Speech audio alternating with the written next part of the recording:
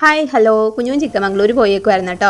പോയി വന്ന് ഒരു ചായയൊക്കെ കുടിച്ച് പിള്ളേരെ നോക്കി അങ്ങനെ ഇരിക്കുവാണേ. അപ്പോഴാണ് രണ്ടുപേരും ഓടി വന്നത്. രണ്ടുപേർക്കും അറിയില്ല അപ്പോൾ വന്നിട്ടുണ്ടെന്ന് കേട്ടോ. കണ്ടപ്പോഴേ സന്തോഷമായിട്ട് അയൽക്കൂട്ടം ചോക്ലേറ്റൊക്കെ കൊണ്ടുവന്ന് കൊടുക്കുവാണ് കേട്ടോ. അങ്ങനെ രണ്ടുപേരും അപ്പയുടെ അടുത്ത് അങ്ങനെ ചുറ്റിപ്പറ്റി നിന്നേ. അപ്പോഴാണ് അപ്പ ഭാനുട്ടിക്ക് ഒരു പാവ കൊടുത്തത് കേട്ടോ. അത് കണ്ടില്ല. അയൽക്കൂട്ടന് സങ്കടം കൊണ്ട് മേലാട്ടോ. അവനൊന്ന് പറ്റിക്കാൻ നോക്കിയതാണേ. ഭാനുട്ടിയുടെ കയ്യിലേക്ക് പാവ കൊടുത്തിട്ടേ അയൽക്കൂട്ടനോട് പറഞ്ഞിട്ട് അവിടെ പാവ മാത്രമേ ഉണ്ടായിരുന്നുള്ളൂ, പണ്ടിട്ട് ടോയ്സ് ഒന്നും ഉണ്ടായിരുന്നില്ല, അതുകൊണ്ട് ഈ പാവ കൊണ്ട് രണ്ടുപേരും കളിക്കണം കേട്ടോ എന്നൊക്കെ പറഞ്ഞിട്ടോ. ഇതൊക്കെ പറഞ്ഞിട്ട് അവനുണ്ടോ കേൾക്കണം, എന്നെയും കെട്ടിപ്പിടിച്ച് നിന്ന് കരയുമായിരുന്നു കേട്ടോ. ഭാനുട്ടിക്ക് അപ്പോഴേ കാര്യം മനസ്സിലായി, അവൻ എന്തോ മേടിച്ചിട്ടുണ്ടെന്ന് ഭാനുട്ടിക്ക് അറിയാട്ടോ. എന്നിട്ട് അവൾ അങ്ങോട്ടും ഇങ്ങോട്ടും തിരിഞ്ഞൊക്കെ നോക്കുന്നുണ്ടായിരുന്നു, എവിടെയെങ്കിലും ഒളിപ്പിച്ച് വെച്ചിട്ടുണ്ടോ എന്നൊക്കെ അവൾ നോക്കുന്നുണ്ടായിരുന്നു.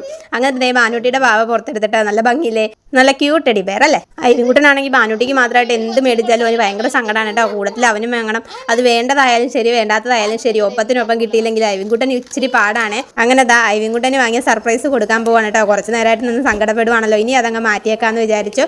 ഇത് കൊണ്ടുവരുമ്പോഴും അവൻ തിരിഞ്ഞ് നിൽക്കുമായിരുന്നു കേട്ടോ. ഇതുണ്ടെന്ന് പുള്ളിക്ക് അറിയില്ലല്ലോ. അപ്പോൾ അതേ കൊണ്ടുവന്ന് ഇതിങ്ങനെ കൊടുത്തപ്പോഴേക്കും പുള്ളിയുടെ എക്സ്പ്രഷൻ കാണണമായിരുന്നേ. സങ്കടവും സന്തോഷവും കൊണ്ട് അവന് ചിരിക്കണോ കരയണോ എന്നറിയാൻ വയ്യ കേട്ടോ. പാവം ഒന്ന് നന്നായിട്ട് നെടുവീർപ്പിട്ടിട്ടുണ്ട് കേട്ടോ. വണ്ടി എന്ന് വെച്ചാൽ അവൻ്റെ ക്രേസാണ്, എത്ര കിട്ടിയാലും പുള്ളിക്ക് മതിയാവില്ല.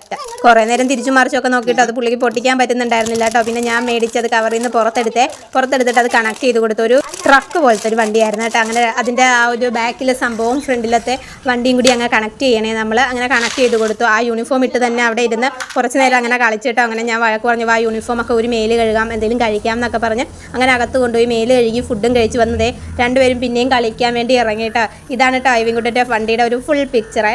ഞാൻ നേരത്തെയും പറഞ്ഞിട്ടുണ്ടല്ലേ, അയവിൻകുട്ടൻ ടോയ്സ് ആയിട്ട് ഈ വണ്ടികൾ മതി കേട്ടോ. അതവൻ്റെ ക്രേസാണ്. ഇതിപ്പോൾ ടോയ്സ് ആയിട്ടെന്നല്ല, എവിടെ പോയാലും വണ്ടികൾ കണ്ടാൽ അതിൻ്റെ പേരും അതിൻ്റെ മോഡലും ഒക്കെ അവൻ തിരക്കും കിട്ടും. അതിപ്പോൾ സ്കൂളിൽ പോകാൻ റോട്ടിൽ പോയി നിന്നാലും അവൻ പറയുവേ. കഴിഞ്ഞ ദിവസം ഹോസ്പിറ്റലിൽ പോയി വന്നപ്പോൾ ഇതുപോലൊരു വണ്ടി റോട്ടിൽ കൂടി പോണത് കണ്ടേ. ആദ്യമായിട്ടാണ് പുള്ളി അത്തരം വണ്ടി കാണുന്നത്. അത് കണ്ടപ്പോൾ തന്നെ ഇതെന്ത് വണ്ടിയാണ് ചെയ്യളയെന്ന് ചോദിച്ചാൽ എന്നോട് ചോദിച്ചു. അതിനെക്കുറിച്ചൊക്കെ പറഞ്ഞാണേ, വലുതാവുമ്പോൾ ഇതുപോലത്തെ വണ്ടി മേടിക്കും എന്നൊക്കെ പറഞ്ഞാണേ. എന്തായാലും പുള്ളിക്ക് അതുപോലെ തന്നെ വണ്ടി കിട്ടി. കഴിഞ്ഞ തവണ പോയിട്ട് വന്നപ്പോഴേ ഒന്നും വാങ്ങിയില്ലായിരുന്നു കേട്ടോ പിള്ളേർക്ക്. അപ്പോൾ വന്ന കണ്ടപ്പോഴേ രണ്ടുപേരും ഓടിച്ചെന്ന് അടുത്ത് നിന്നിട്ടോ. പക്ഷേ ഒന്നും ഇല്ലെന്ന് കണ്ടപ്പോൾ ചെറിയൊരു സങ്കടം വന്നു. എന്നാലും വാശിയൊന്നും പിടിച്ചില്ലായിരുന്നേ.